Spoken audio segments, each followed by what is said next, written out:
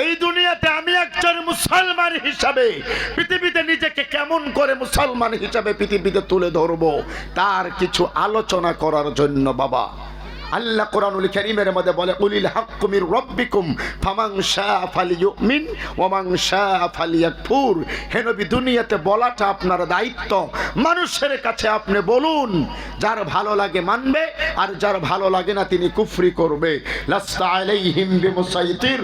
পৃথিবীর মাটিতে নবী আমি আল্লাহ আপনাকে দারোগা পুলিশ করে পাঠাইনি যে মানুষকে পিটিয়ে ভালো বানাতে হবে না। আমি প্রত্যেকজন মানুষকে বিবেক দিয়েছি। দুনিয়াতে কোরআনের প্রচার আপনি করতে থাকুন, এটা নবীর দায়িত্ব ছিল। আজকের পৃথিবীতে নবী দুনিয়াতে নাই বাবা। আছে কি নবী দুনিয়াতে আছে? না, নবী দুনিয়াতে নাই।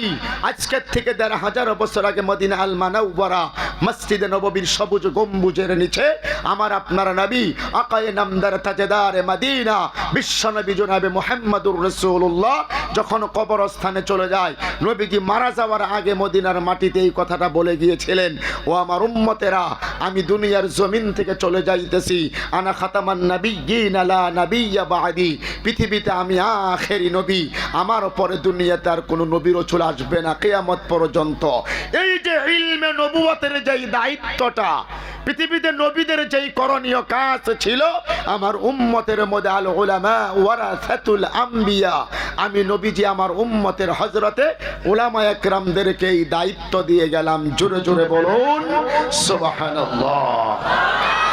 দুনিয়াতে নবী আর আসবে না, নবীর দরওয়াজা আল্লাহ বন্ধ করে দিল।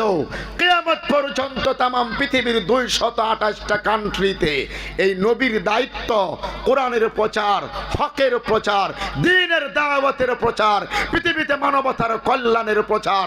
মানুষ হিসাবে দুনিয়াতে আমি কি করে চলবো, আমি যে একজন মানুষ, পৃথিবীতে আমাকে যে কিছু করণীয় কাজ আল্লাহ দিয়েছে, এগুলো আমাকে আর আপনাকে বুঝাবে কে?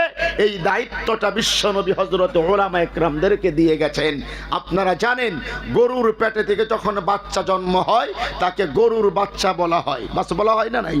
বকরির পেট থেকে জন্ম নিলে তাকে বকরির বাচ্চা বলা হয়।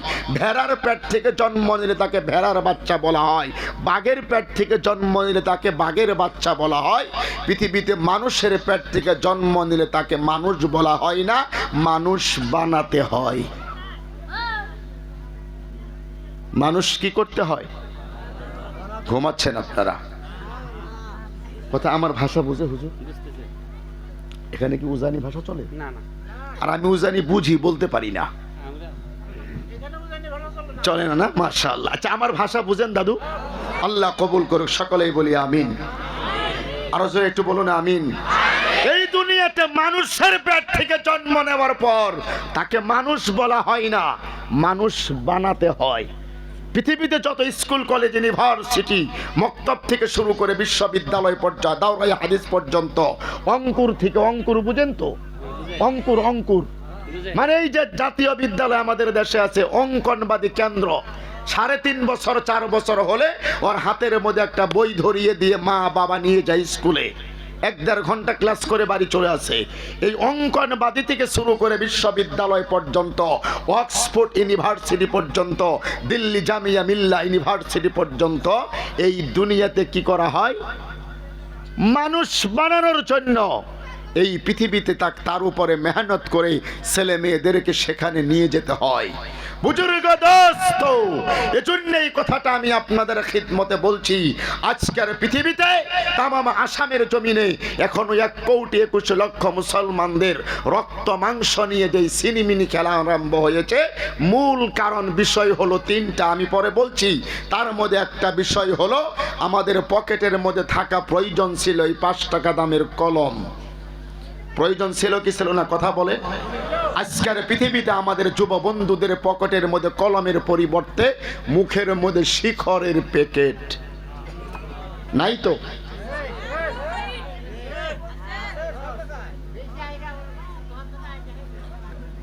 খারাপ পাইল না অনেকেই? বক্সের সাউন্ড ক্লিয়ার আছে তো ভাই? শোনা যাচ্ছে? আলহামদুলিল্লাহ। কিসের প্যাকেট বলেন? শিখর। খায় না দেশে? আরে ভাই, ছেলেদের কথা বাদ দেন, ক্লাস 8, 9, 10 এর মেয়েরা, মেয়ে বাড়ি থেকে নিয়ে আসছে 20 টাকা বাবার কাছে দিয়ে স্কুলে যাবে, রাস্তার মধ্যে 10 টাকা দিয়ে শিখর কিনে মেয়ে ক্লাস 8-এ পড়ে, শিখর টান দিয়ে ছিঁড়ে সম্পূর্ণ শিখরটা মুখের মধ্যে দিয়ে এরকম আকাশের দিকে ফু মারে যে শিখরের ধোঁয়া কতটুকু যায়। মেয়ে কথা কি ভুল বললাম ঠিক বললাম যেরকম? আজকে তামাম দুনিয়ার জমিনের মধ্যে এই মুসলমানদেরকে নিয়ে হাজারো ষড়যন্ত্র হওয়ার এক নাম্বার কারণ, তিনটা আছে কারণ, মূল কারণ, তার মধ্যে একটা 2 নাম্বার কারণ হলো মুসলমানদের ছেলে মেয়েরা যেই জায়গার মধ্যে থাকার প্রয়োজন ছিল, যেইভাবে আমরা দুনিয়াতে এডুকেশন হাসিল করা প্রয়োজন ছিল, যেইভাবে পৃথিবীতে আমরা শিক্ষা অর্জন করা প্রয়োজন ছিল, আজকে সেইভাবে আমি আমার ছেলেকে মেয়েকে সেইভাবে শিক্ষা দিতে পারি নাই। কথা বলেন জোরে ঠিক কি ঠিক না? আরো জোরে বলুন, কথা বলুন জোরে ঠিক কি ঠিক না?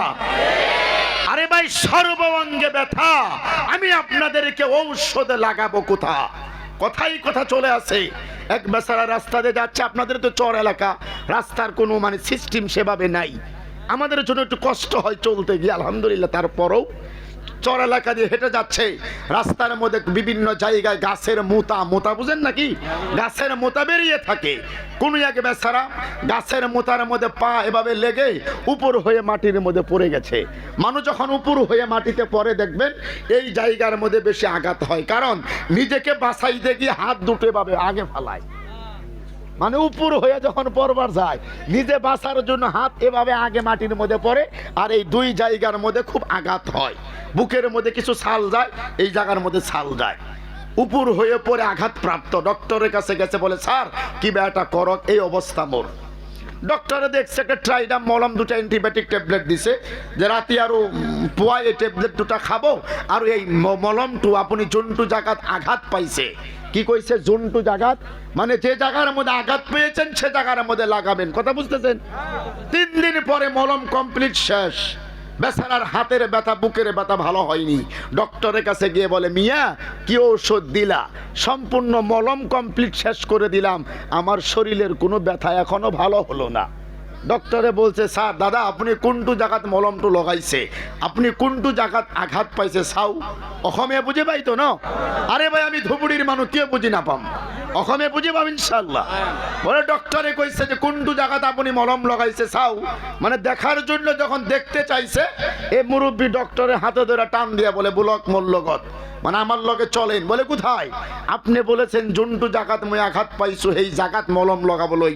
এই তিনালি রাস্তার দাইরে যেই বট গাছের মোতার মধ্যে পড়ে আমি আঘাত পাইছিলাম, সকাল আর সন্ধ্যা হেঁটে হেঁটে গিয়ে ওই বট গাছের মোতার মধ্যে মলম লাগাইয়া থুই আইছি। ডক্টরে জিবলার মধ্যে কামড় দিয়া কয়, তুই মানুষ না কলেরা? এই বোকা, তুই মানুষ না কলেরা? আমি তোরে বললাম যে যে জায়গার মধ্যে আঘাত পাইছো মানে হাতের মধ্যে, আর তুমি বুঝলা যে যে জায়গার মধ্যে পড়ে গেছিল সেই মুতার মধ্যে। কিয়ামত পর্যন্ত ওই মুতার মধ্যে মলম লাগাইলে তোমার শরীরের ব্যথা ভালো হবে তো? না না, এ ঘুমান আপনারা। কিয়ামত পর্যন্ত যদি কেউ শরীরের মধ্যে ওই মুতার মধ্যে মলম লাগায়, এই আঘাত ভালো হবে তো? কথা বলে না, জোরে বলেন না, হবে তো? না। কিয়ামত পর্যন্ত যদি ওই মুতার মধ্যে আপনি মলম লাগায় বাড়িতে শুয়ে থাকেন, আপনার শরীরের মানে আঘাত ভালো হওয়া সম্ভব না। আমাদের অবস্থা আজকে তাই হয়ে গেছে, ঠিক কিনা জোরে কোন? তাই অবস্থা। ও যুবা বন্ধুরা, প্লিজ একটু আমার দিকে নজর করুন। যাহারা কিছু শিক্ষা দুনিয়াতে অর্জন করেছেন, এই পৃথিবীতে গান বাদ্য এই কান দিয়ে শুনে মজা নেওয়ার জিনিস, কোরআন হাদিসের বক্তব্য কান দিয়ে শুনে বুঝে আমল করার জিনিস। একটু বুঝতে হবে। কোরআন পৃথিবীতে বুঝতে চাইলে 2টো জিনিসের প্রয়োজন। 1 নম্বরে কোরআন হাদিস সম্পর্কে আপনার কিছু জ্ঞান থাকা লাগবে। কি লাগবে না? এখন যদি এখানে একটা চিকিৎসা বিজ্ঞানী যদি আসে, ডক্টর যদি এসে সায়েন্স দিয়ে আমাদেরকে বোঝায়, আমরা সায়েন্স সম্পর্কে 1% নলেজ নাই, যতই আমাদেরকে বোঝাক আমরা কি বুঝবো বাবা? তো কিছু নলেজ আমাদের প্রয়োজন। 2 নাম্বার হলো কি, এই পৃথিবীতে আমাকে আপনাকে অ্যাটেনশন, গুরুত্ব লাগানো লাগবে। জোরে জোরে বলুন সুবহানাল্লাহ। ওগো দুনিয়ার জমিনের নবীর উম্মতেরা, মুসলমানেরা শুনুন, এই দুনিয়ার সামিরার মধ্যে আল্লাহ রাব্বুল আলামিন পবিত্র কোরআনুল কারীমের সূরা আন-নাহল 14 নম্বর পারা 11 নম্বর পৃষ্ঠার মধ্যে 2 নম্বর লাইনের আয়াত নাম্বার 44, আয়াত নাম্বার 44 মানে 44 নাম্বার আয়াত। ১,৫০০ বছর আগে আমার নবীজির উপরে আল্লাহ নাজিল করেছিলেন। জোরে জোরে বলুন সুবহানাল্লাহ।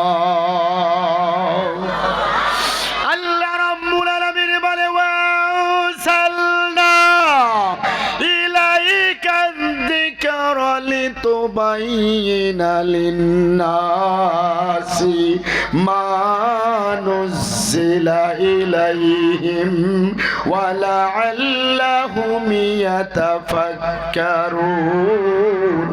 চিৎকার করে জোরে জোরে বলুন সুবহানাল্লাহ।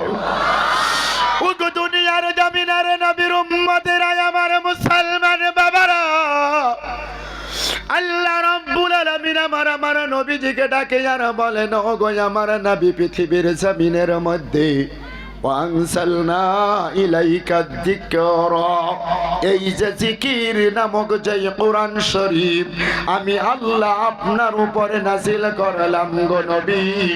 এই কোরআন শরীফের মধ্যে লিতুবাইয়িনা লিন-নাসি, আমি আল্লাহ মানুষের জন্য উপযুক্ত দলিল এবং প্রমাণ সহকারে এই দুনিয়াতে কোরআন নাজিল করে দিলাম। জোরে জোরে বলুন সুবহানাল্লাহ। ওগো দুনিয়ার জমিনের নবীর উম্মতেরা, মুসলমানেরা গো, দিলের কানটা খুলে খুলে এই জাহানটাকে মদিনার জমিনের দিকে ঘুরিয়ে দেন রে বাবা। কোন দিকে নজর নাই, লম্বা চৌড়া কোন বয়ান আমি আপনাদের খিদমত করব না। ওগো আল্লাহর বান্দা ধুবুরি ছিলার মুসলমান বাবারা, এই পৃথিবীর জমিনের মধ্যে আমার আল্লাহ রাব্বুল আলামিন সায়েন্স, বিজ্ঞান, টেকনোলজি সহ মানবতার কল্যাণের জন্য এই দুনিয়াতে আল্লাহ কোরআন নাজিল করেছে। জোরে জোরে বলুন সুবহানাল্লাহ। আল্লাহ রাব্বুল আলামিন অন্য জায়গার মধ্যে বলেন, নবী গো, তাহা মা আরসালনা আলাইকাল কুরআনা লিতাশকা ইল্লা তাযকিরাতাল লিমান ইয়াখশা। ওগো আল্লাহর নবী গো, এই কোরআন তো পৃথিবীতে আমি আল্লাহ এই জন্যই আপনার উপরে নাজিল করি নাই বলে লিতাশক, এই কোরআন পৃথিবীতে আপনাকে হতভাগ্য বানিয়ে দেবে। জোরে জোরে বলুন সুবহানাল্লাহ। ওই আল্লাহর বান্দা ধুবুরি জেলার মুসলমান আমার বাবারা, দিলের কানটা খুলে আমার এই কথাটা শুনে যান রে বাবা। রাতের বেলা আল্লাহ বলে, নবী মা আনজালনা আলাইকাল কুরআন লিতাশকা, পৃথিবীর জমিনের মধ্যে কোরআন আমি আল্লাহ আপনাকে এই জন্য দেইনি যে কোরআন পৃথিবীতে আপনাকে হতভাগ্য বানিয়ে দেবে, নিচের দিকে নামিয়ে দেবে। আজকে যে জাতির কাছে আমার আপনার বাড়িতে, আমার আপনার মক্তবে, মাদ্রাসায়, মসজিদে প্রত্যেকজন মানুষের বাড়ির মধ্যে 1, 2 পিচ 3 পিচ করে কোরআন দুনিয়াতে আছে না নাই? জোরে বলুন আপনারা, আরো জোরে বলুন, আছে না নাই? অবশ্যই আমাদের প্রত্যেকজন মানুষের বাড়ির মধ্যে আল্লাহর কোরআন শরীফ এখনো পর্যন্ত 2-4 পিস বিদ্যমান। যেই জাতির কাছে কোরআনুল কারীম নাজিল হলো, এই পৃথিবীতে মানবতার আল্লাহ পাক বলে, লিতাশক, হে নবী, দুনিয়াতে কোরআন এই জন্য আমি আপনাকে দেইনি যে কোরআন পৃথিবীতে আপনাকে হতভাগ্য তথা নিচে নামিয়ে দিবে। কোরআন তো পৃথিবীতে এই জন্য আপনাকে দিলাম, পৃথিবীর সবচাইতে উঁচু যেই জায়গা, সেই জায়গার মধ্যে কোরআন আপনাকে নিয়ে যাবে। তাহলে আজকে তামাম পৃথিবীর প্রায় 170 কোটি মুসলমানদের এই অবস্থা কেন? আজকে তামাম হিন্দুস্তানে প্রায় 30 কোটি মুসলমানের এই অবস্থা কেন? আজকে তামাম আসামের 1,21,56,000 মুসলমানের এই অবস্থা কেন?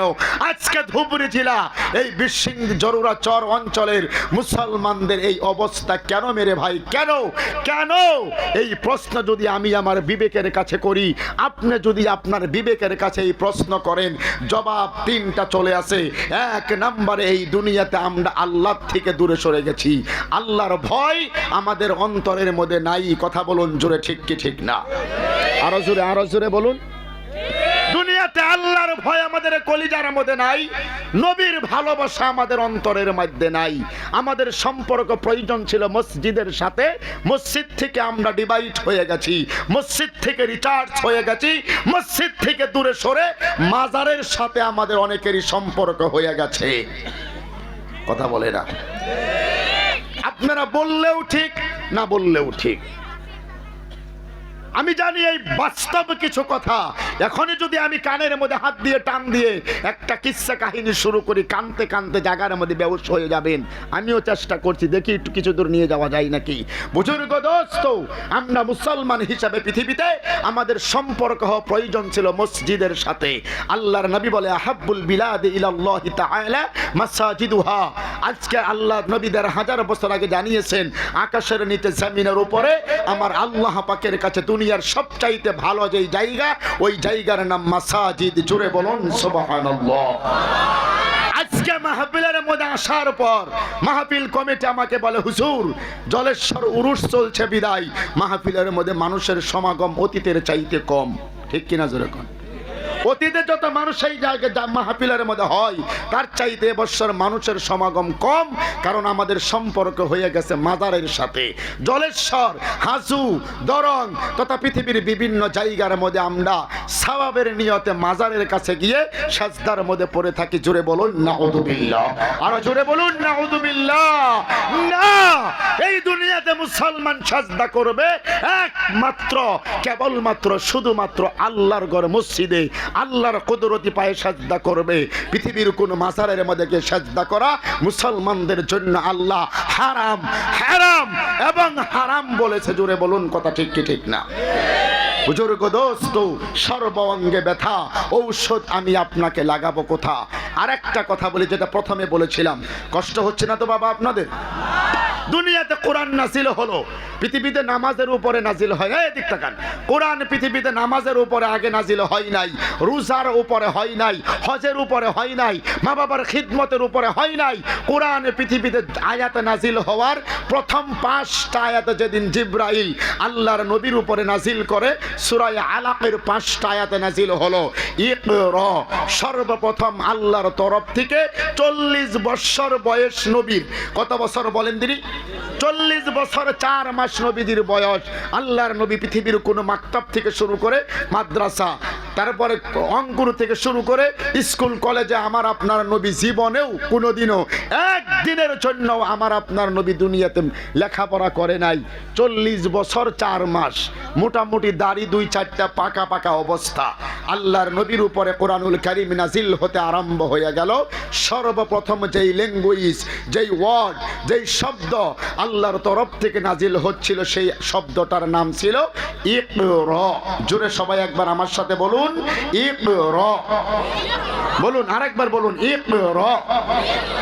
হে নবী আপনি পড়ুন। কি করুন? এ বাবা কথা বলবো না, কি করুন? জোরে বলুন পড়ুন, স্টাডি করুন, গবেষণা করুন। কি এই মক্কার জমিনের মধ্যে মানুষেরা উলঙ্গ হয়ে কাবা তাওয়াফ করে। মক্কায় আইয়ামে জাহেলিয়াতের জামানা চলতেছে। এই সমাজ যদি পরিবর্তন করতে চান, এই মক্কার পরিবেশ যদি ভালো করতে চান, 1 নম্বরে নবী গো ইকরা। এই দুনিয়াতে আপনাকে পড়া লাগবে, লেখাপড়া করা লাগবে, গবেষণা করা লাগবে, স্টাডি করা লাগবে। নবীজি বলছিলেন আনা উম্মি আনা বিকরিন। ও জিব্রাইল, আমি নবী মূর্খ, জীবনেও কোনো স্কুল কলেজে লেখাপড়া করি নাই, আমি পড়া জানি না।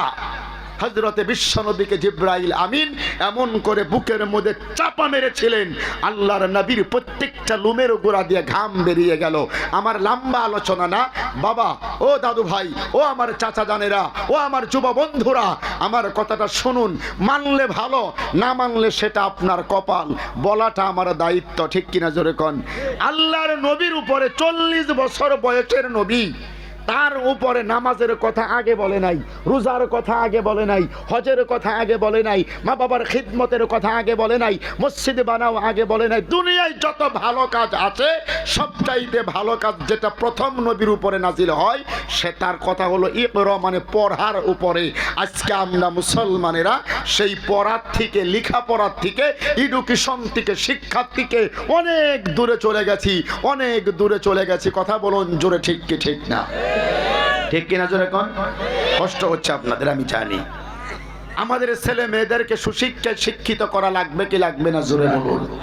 মুখে বললে হবে না এ বাবা, দুনিয়াতে মুখে বললে হবে না, বাস্তবে এটাকে প্রমাণ করতে হবে। এই কলমের পাওয়ার দিয়ে আসাম তথা বিশ্বের মাটিতে আমার এই জাতিটাকে আমরা এগিয়ে নিয়ে যেতে হবে। চেষ্টা করবো ইনশাআল্লাহ। ইনশাআল্লাহর যে অবস্থা, চেষ্টা করবো ইনশাআল্লাহ। যদি আমাদের সমাজটাকে আমরা সুশিক্ষায় শিক্ষিত করি, আমাদের সমাজ আপনা আপনি নিজের থেকেই ডিজিটাল হয়ে যাবে, পরিবর্তন হয়ে যাবে। এভাবে গলা ফাটাইয়া চিল্লিয়া ওয়াজ করে মানুষকে বোঝাতে হবে না। এই পরিবেশটা ঢক করো, ভালো করো, এই করো, সেই করো, এটা বলতে হবে না। শিক্ষা যার ভিতরে থাকে, শিক্ষাই জাতির মেরুদণ্ড। শিক্ষায় একজন মানুহর জিন্দিগি তাবদিল করে দিব পারে। শিক্ষা যখন অন্তরে দিলে, মাইন্ডের মধ্যে থাকবে, এই মানুষটা নিজের তরফ থেকেই নিজেকে প্রস্তুতি করে ভালো হওয়ার চেষ্টা করবে। কথা বলুন জোরে, ঠিক কি ঠিক না? নবী আমার যখন এই কথাগুলি মানুষের কাছে দুয়ারে দুয়ারে পৌঁছে দিতে শুরু করলো, এদিক তাকান, শুরু করলো আস্তে আস্তে 1 2 3 4 5 করে করে করে করে মক্কার জমিনের মধ্যে মানুষ নবীজির দলে দলভুক্ত হতে শুরু হলো, মুসলমান হতে আরম্ভ হয়ে গেল। এদিকে কাফের বেঈমানেরা আমার নবীজির বিরুদ্ধে একের পর এক ষড়যন্ত্রে লিপ্ত হতে আরম্ভ হয়ে গেল। জোরে বলুন সকলেই নাউযুবিল্লাহ। আল্লাহর নবীর বিরুদ্ধে দাদু ভাই ষড়যন্ত্র হচ্ছিল কি হচ্ছিল না মক্কায়? আরে ভাই, কোরআনুল কারীমের সূরা আনফালের 30 নম্বর আয়াত আল্লাহ নাজিল করেছে। আর মক্কার কাফির বেঈমানেরা আমার আপনার নবীর বিরুদ্ধে 1 2 3 তিনটা সিদ্ধান্ত আমার আল্লাহ বলে কোরআন শরীফের মধ্যে কুট করে দিয়ে আল্লাহ বলে, নবী গো, এই মক্কার মানুষেরা আপনার বিরুদ্ধে 3টা সিদ্ধান্ত নিতে আরম্ভ করে দিয়েছে। একবার জোরে জোরে বলো ভাই নাউযুবিল্লাহ। আল্লাহ রাব্বুল আলামিন বলে, শুনুন, ওয়াইদ ইয়ামকুরু বিকাল্লাযীনা কাফারু লিয়ুসবিতুকা আও ইয়াকতুলুকা আও ইউখরিজুক।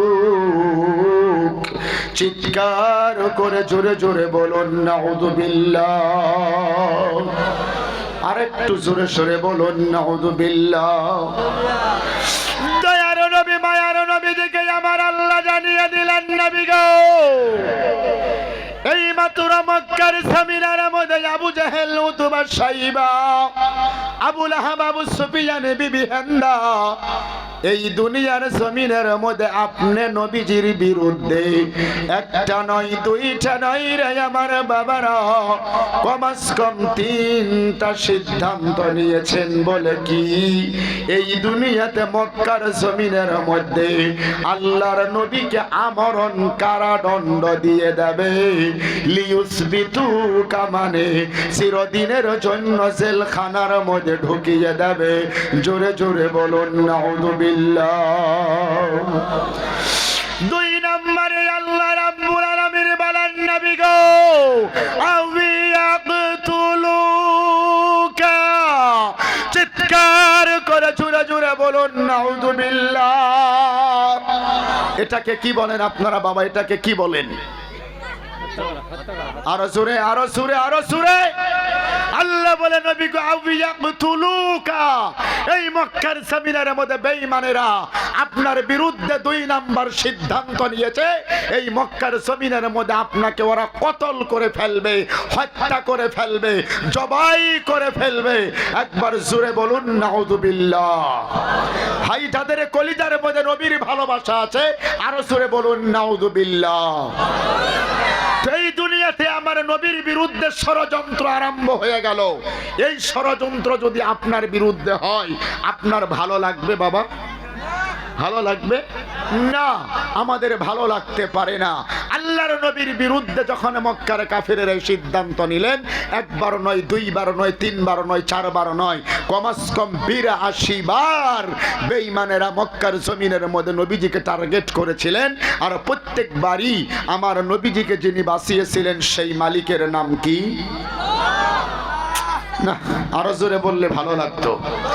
সেই মালিকের নাম কি? আল্লাহ বলে আল্লাহু ইয়াসিমুকা। হে আমার নবী, দুনিয়াতে যখনই আপনার বিরুদ্ধে কোনো ষড়যন্ত্র হবে, আপনি যখন পৃথিবীতে কোনো বিপদের সম্মুখীন হয়ে যাবেন, আমি আল্লাহ আছি আপনাকে বাঁচাবো। আল্লাহ তাবারাকা ওয়া তাআলা প্রত্যেকবারই আমার নবীজিকে কাফের বেঈমানদের হাত থেকে বাঁচিয়েছিলেন। লম্বা আলোচনা, আমার এই মাথার চতুর্দিকে ঘুরপাক করছে, আমি লম্বার দিকে যাচ্ছি না। রাত্র যেহেতু 12টা পেরিয়ে চলে যাচ্ছে, একটু আলোচনা করলে কষ্ট হচ্ছে নাকি বাবা আপনাদের? আমি আমার এই ছোট্ট জীবনে প্রায় 4 বার হজ বাইতুল্লাহ করেছি, আলহামদুলিল্লাহ। আল্লাহর ঘরের মেহমান হয়েছি, মক্কা মদিনা সফর করেছি। আমি যেখানে মসজিদে আন-নববীতে যখন আমি থাকতাম বা গেছি, 4 বারের হজের সফরে আমি দেখেছি 37 নম্বর গেট দিয়ে যখন আপনি বেরিয়ে যাবেন, মাত্র 3.5 কিলোমিটার জায়গা সামনে গেলেই লম্বা একটা পাহাড় দেখা যায়, বর্তমানও আছে। সেই পাহাড়ের নাম বলা হয় উহুদ পাহাড়। কি পাহাড় বাবা? উহুদ পাহাড়ের পাদদেশে এখনো প্রায় 70 জন নবীর সাহাবা একরামের কবর বিদ্যমান। ওই কবরস্থানের পাশাপাশি কালো একটা পাহাড়ের টিলা বুঝেন তো, ছোটখাটো একটা কালো পাহাড় আছে। ইতিহাস প্রমাণ করে ওই পাহাড়ের মধ্যেই বিশ্ব নবীর উপরে বেঈমানেরা অ্যাটাক করেছিলেন, নবীজির মাথার মধ্যে আঘাত করেছিলেন, মুখের মধ্যে পাথরের ঢেল দিয়ে আল্লাহর নবীর মুখ থেকে 2টা দন্ত মোবারক শহীদ হয়ে গিয়েছিল। মাহতারাম বুজুর্গ দোস্ত, আমি পড়াই আমার জীবনে 15 বারের চাইতে বেশি, 5, 10, 15 বারের চাইতে বেশি সেই পাহাড়ের টিলার উপরে আমি গিয়ে বাস্তবের সাথে হাদিসের সাথে মিলিয়েছি। এই জায়গার মধ্যেই বিশ্ব নবীর উপরে বেঈমানেরা অ্যাটাক করেছিলেন। ইতিহাস প্রমাণ করে বাবা, একটু দিলটা মনটা নরম করি আমরা। নবীর ভালোবাসা আমার আপনার কলিজার মধ্যে অন্তরের মধ্যে আছে না নাই? আছে না নাই? নবীর ভালোবাসা যদি কলিজার মধ্যে না থাকে, কিয়ামতের ময়দানে আল্লাহর নবীর শাফাআত আমরা কিন্তু পাবো না। আমি লম্বার দিকে যাই না, মূল কথাটা বলতেছি।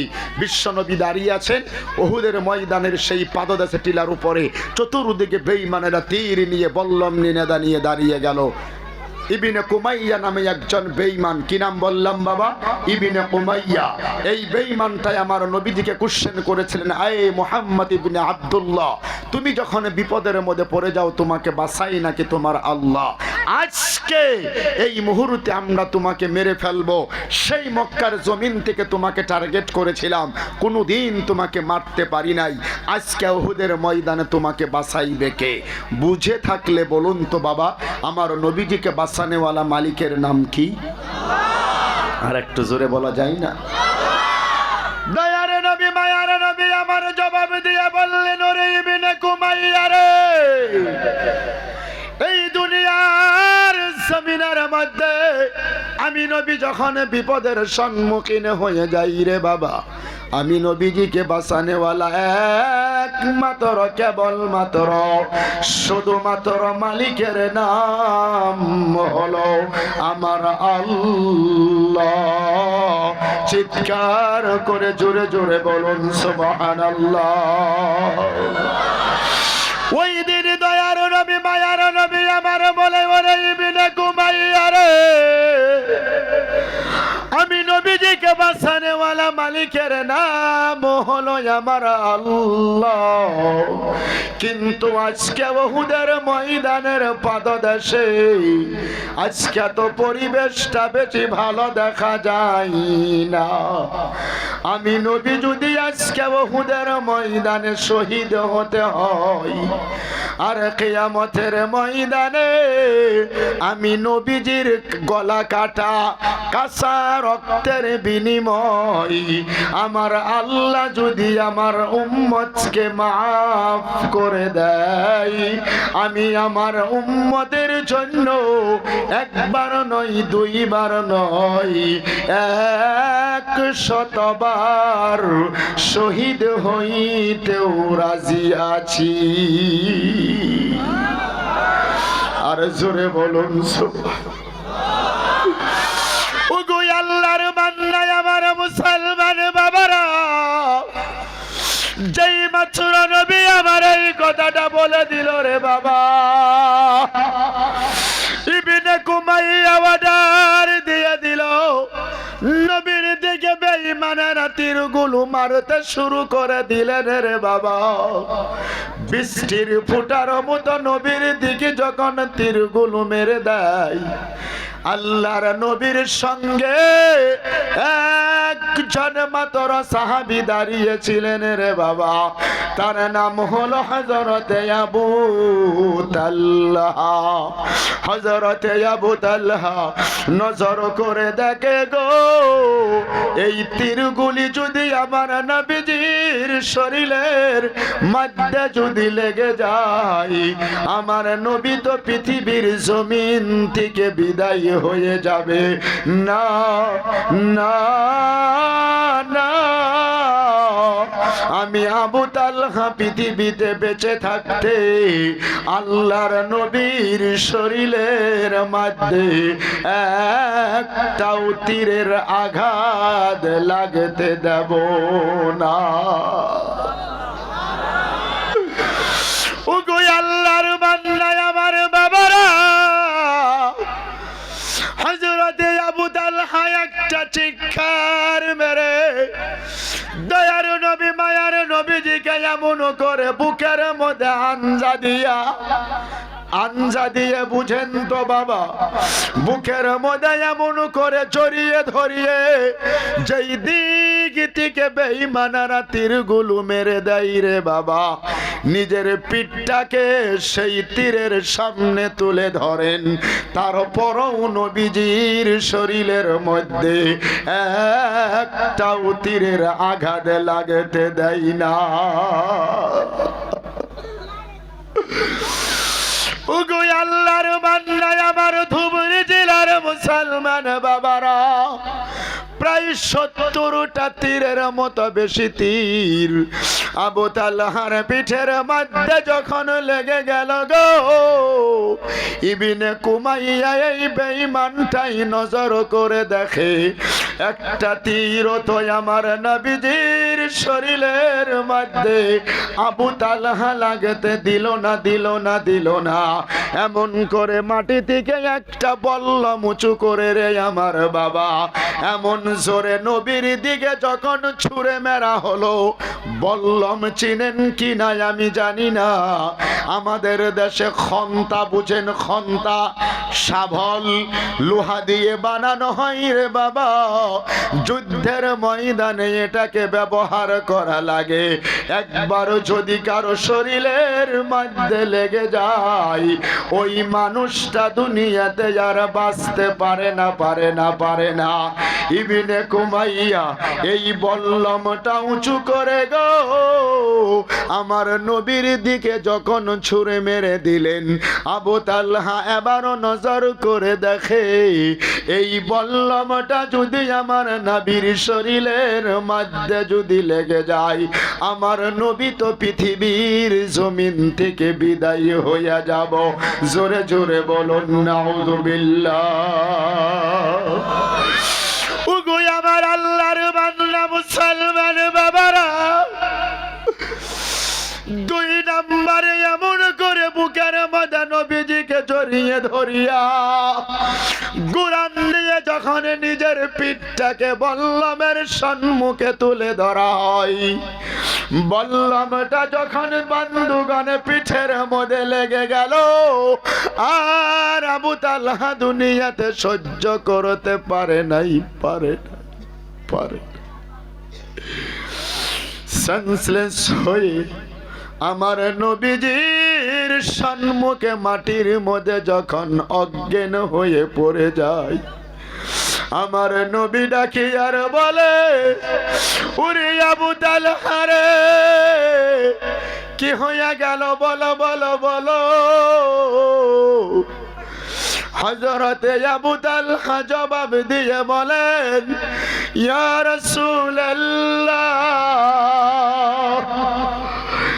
ইয়া হাবিবাল্লাহ, ওগো আল্লাহর নবী গো, আজকে এই উহুদের ময়দানের মধ্যে আপনি নবীজির জীবনটা বাঁচাইতে গিয়া আমি আবু তালহার জীবনটা আল্লাহ ওয়াস্তে সদকা করে দিলাম।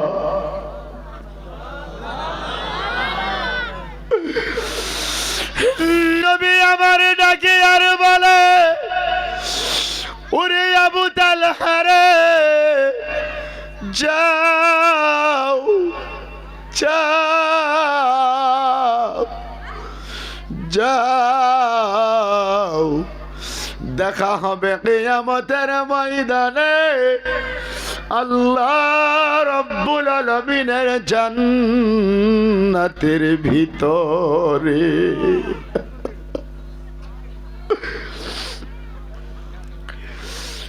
নবীর সম্মুখে আবু তালহা শহীদ হয়ে গেল।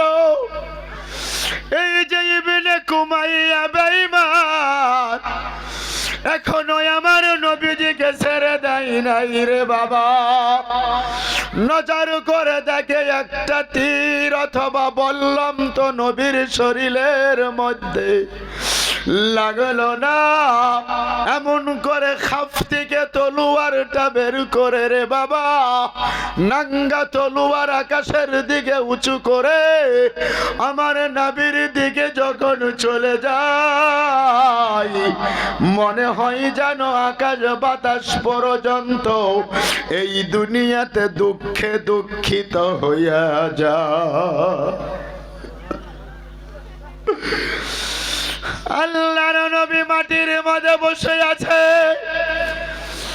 এই ইবনে কুমাইয়া বেঈমান পিছন দিকে নবীজির মাথার মধ্যে এমন জোরে করে আঘাত করে দিল রে বাবা। আল্লাহর নবীর মাথার মধ্যে এমন লোহার টুপি পরিধান করা ছিল। ওগো ধুবুড়ি জেলার মুসলমান আমার বাবারা, তলোয়ারের আঘাতে নবীজির মাথার লোহার টুপিটা ভেঙে গিয়া বড় বড় দুইটা লোহার আকরা বুঝেন তো, লোহার করা নবীজির মাথার মধ্যে ঢুকিয়া গেল। আল্লাহর নবী এমন দুখানা হাত দিয়ে মাথার মধ্যে চেপে ধরে মুখের মধ্যে দলে এনে চোখের সম্মুখে নজর করে দেখে গো, নবীজির দুইখানা হাত আল্লাহর নবীর মাথার রক্ত দিয়া আল্লাহর নবীর দুইখানা হাত বোঝাই হইয়া গেছে। আমার নবী ডাকে আর বলে, ওরে ইবনে কুমাইয়া, রে ইবনে কুমাইয়া রে, কেন রে তোরা আমি নবীজিকে এমন করে মারলি? তোরা কি জানো না, তোরা কি জানো না, এই পৃথিবীতে আমি নবীজির মাথার রক্তটুকু মুছে দেওয়ার জন্য এই দুনিয়াতে আমি নবীর মা নাই, আমি নবীর বাবাও নাই।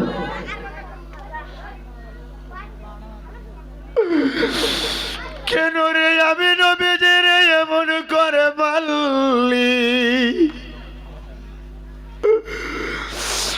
ওগো আল্লাহর বান্দা আমার মুসলমান বাবারা, এই জায়গার মধ্যে যারা বসে আছেন রে বাবা,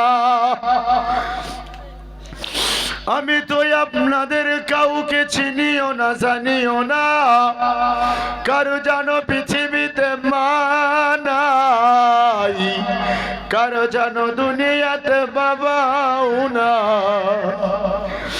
ওগো আল্লাহর বান্দা আমার মুসলমান দাদু ভাইরা, যেই মা বুকের মধ্যে 10টা মাস তরমুজের মতো বহন করেছিল, 2.5 বছর স্তনের দুগ্ধ পান করিয়েছিল গো, ওই মা যাদের পৃথিবীর জমিন ছেড়ে কবরে চলে গেল, ওই মা এবং বাবার জন্য আমি ওয়াইশ করুনি আল্লাহ পাকের দরবারে, দুখানা হাত তুলে মুনাজাত করব রে বাবা। আমি বয়ানটা পরে করছি, উহুদের ময়দানের মর্মান্তিক ঘটনা আমি বয়ান করব রে বাবা, কিন্তু তার আগে একটা কথাই আমি আপনাদের কাছে বলি। আজকের এই মাহফিলের মধ্যে এই যে চোখের পানিগুলি গাল বেয়ে বেয়ে আমার জুব্বার মধ্যে পড়ে যাইতেছে রে বাবা, এই পানিটাই আল্লাহ পাকের কাছে আমি তুলে ধরবো। এই মাজলিসের মধ্যে মা এবং বাবা যাদের বেঁচে নাই, এমন কিছু মানুষের কাছে আমি কথাটা বলছি, আমার কথাটা তুলে ধরবো রে বাবা। এই জীবনে কত টাকা পয়সা কামাই করলেন, জীবন থেকে কত টাকা পয়সা নষ্ট হয়ে গেল, আজকের এই দোয়া কবুলের মাহফিলের মধ্যে মা এবং বাবার কথাটা যদি মনে পড়ে যায়, যেই বাবা যদি মা যদি পৃথিবীতে বেঁচে থাকতো, এই ঠান্ডার মধ্যে কম্বল, ল্যাপ, তুষক, চাদর, জ্যাকেট, জুতা, মোজা আমাদেরকে দেওয়া লাগতো কি লাগতো না? ওগো আমার মুসলমান বাবারা, ওই মা কবরের মধ্যে চলে গেছে, ওই বাবা জানো কবরের মধ্যে যাদের চলে গেল, ওই কবরের মধ্যে কোনো ল্যাপ নাই, কম্বল নাই, কোনো তুষকের তো ব্যবস্থা নাই রে বাবা। আজকের এই মাজলিসের মধ্যে মা এবং বাবা হারা যদি কোনো সন্তান আমার কাছে এসে বলুন, হুজুর গো, এই ঠান্ডার মধ্যে মা বাবার কবরের মধ্যে আল্লাহ পাক যেন জান্নাতুল ফেরদাউসের বিছনাটা কবরের মধ্যে বিছিয়ে দেয়, আমি আমার মা বাবার জন্য, আমাদের এই মসজিদের জন্য মাত্র 5,000 টাকা অথবা 2,000 টাকা অথবা 1,000 টাকা দান করব। মাত্র 2-3 জন মানুষ, আল্লাহর যদি কোনো পাগল মা এবং বাবার যদি কোনো আশেক, নবীর যদি কোনো আশেক, মা বাবার যদি কোনো পাগল এই জায়গার মধ্যে থাকেন রে বাবা, লাভ দিয়ে দাঁড়িয়ে গিয়ে আমার হাতের সাথে মুসাফাটা করবেন রে বাবা। আসেন কোন আল্লাহর বান্দা, আসেন কোন নবীর আশেক, আসেন কোন মা এবং বাবার কোন পাগল, দয়া করে সামনে এসে আমার সাথে মুসাহাবা করবেন ইনশাআল্লাহ। যদি আল্লাহর কোন বান্দা এই নিয়ত যদি করেন, বলে হুজুর এই জীবনের মধ্যে কত টাকা পয়সা কামাই করলাম, জীবন থেকে কত টাকা পয়সা নষ্ট হয়ে গেল, হুজুর বয়ান আমি করব অবশ্যই, কথাটাই আমার মনে পড়ে গেছে। উহুদের ময়দানের পাদদেশে বিশ্বনবী মাথার মধ্যে হাত দিয়ে চোখের সামনে রক্ত নিয়ে দেখে আল্লাহর কাছে ডেকে ডেকে বলে, আয় আমার আল্লাহ, এই বিনে কুমাইয়া আমাকে কেন মারে, এরা আমাকে এমন ভাবে কেন আঘাত কাজ করে এই দুনিয়াতে আমি নবীজির মাথার রক্তটুকু মুছে দেওয়ার জন্য পৃথিবীতে আমার মা নাই বাবা নাই। আজকের মাহফিলের মধ্যে মা এবং বাবাহারা যদি কোনো সন্তান আমার হাতের মধ্যে হাতটা দিয়ে মুসাফা করে বলেন হুজুর মা বাবা যখন বেঁচে ছিল তখন টাকা কামাই করতে পারি নাই, আজকে আমি লক্ষ লক্ষ টাকা কামাই করি, কিন্তু মা বাবা দুনিয়াতে এখন আর বেঁচে নাই। ওই মা বাবার কবরে আল্লাহ পাক যেন জান্নাতুল ফিরদাউসের বিছনা বিছিয়ে দেয়। এজন্য মাত্র একজন মানুষ এই হাজারো মানুষের মধ্যে 5,000 টাকা আপনাদের এই মসজিদের মধ্যে দান করবেন। পারলে নৌগতে, যদি নৌগতে নাই কিছু দিয়ে কিছু বাকির মধ্যে লেখাবেন। হাজারো মানুষের মধ্যে আল্লাহ পাকের একজন মানুষের খিদমতে আমি অনুরোধ করছি, কোন আল্লাহর পাগল, কোন নবীর আশিক, কোন মা এবং বাবার পাগল এই জায়গার মধ্যে আছেন বাবা, একটু হিম্মত করে দাঁড়ালে আমি দিল থেকে আপনার জন্য আল্লাহর কাছে বরকতের দোয়া করব ইনশাআল্লাহ। আছেন কোন বাবা, আছেন কোন নবীর আশিক, আছেন কোন মা এবং বাবার পাগল, কলিজার থেকে ভাই তোমার জন্য আল্লাহর কাছে দোয়া করব। একজন মানুষ মাত্র 5,000 টাকা দিয়ে আমার কাছে মুসাফা করবেন আপনাদের এই মসজিদের জন্য। আছেন কোন বাবাজি, আছেন কোন ব্যবসায়ী, আছেন কোন কৃষিজীবী, আছেন কোন চাকরিজীবী, আছেন কোন মুরব্বী, আছেন কোন যুব বন্ধু ভাই, মাত্র 5,000 টাকা দেনেওয়ালা। এই হলো পৃথিবীতে আমার আপনার নবীর ভালোবাসা, এটাই পৃথিবীতে বাস্তব। হযরতে আবু তালহা বিশ্ব নবীকে ভালোবাসতে গিয়ে নিজের কলিজা পর্যন্ত আল্লাহর রাস্তায় দান করে দিল। আমরা নবীর ভালোবাসা একটু বুঝিয়ে আলোচনা করে আল্লাহর ঘরের জন্য মাত্র অনলি 5,000 টাকা চাইলাম। এতগুলি মানুষের মধ্যে এত সময় তো লাগার কথা না বাবা। উঠুন, একজন লোক মাত্র দাঁড়িয়ে বলুন হুজুর এই মাজলিসের মধ্যে আমি 5,000 টাকা দেব। উঠুন দেখি আল্লাহ কাকে কবুল করে, কার টাকা আল্লাহ মসজিদের মধ্যে লাগাই বাবজি। একটু হিম্মত করে বলুন।